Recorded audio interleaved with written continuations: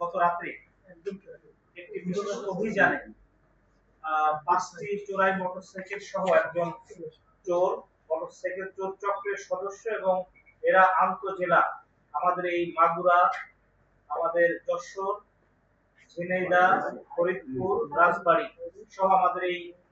চতুর্পাশে যে জেলাগুলো আছে এই জেলার মধ্যে এরা জাতীয় যে মোটরসাইকেল চুরির মতো অপরাধ এই অপরাধগুলো সংগঠিত করেন এবং তারা এই যে আমরা গ্রেপ্তার করেছি মোহাম্মদ পলাশ 36 বছর বয়স এই চক্রের একজন অন্যতম সদস্য এবং এই চক্রের সাথে আরো আমরা নাম পেয়েছি।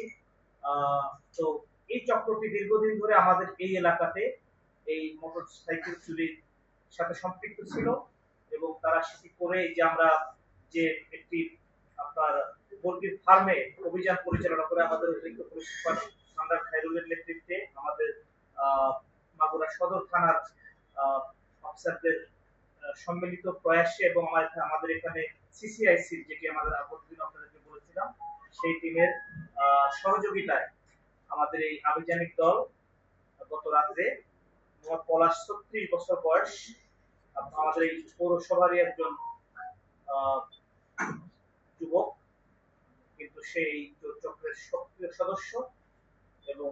তাকে আমরা গ্রেপ্তার করেছি 5টি, সেখান থেকে আমরা 5টি মোটরসাইকেল উদ্ধার করেছি। তো আসলে আপনাদেরকে আমাদের এখানে দাওয়াত দেওয়ার উদ্দেশ্য হলো যে প্রথমত আমরা চাই যে এই অপরাধটা না হোক। তো আপনাদের মাধ্যমে আমরা যেটি আশা করি বা আপনাদের মাধ্যমে যেটি আমরা সুফল পেয়ে থাকি সেটি হলো যে এই যে আমাদের যে অভিযান চলমান আছে আমরা যে সজাগ আছি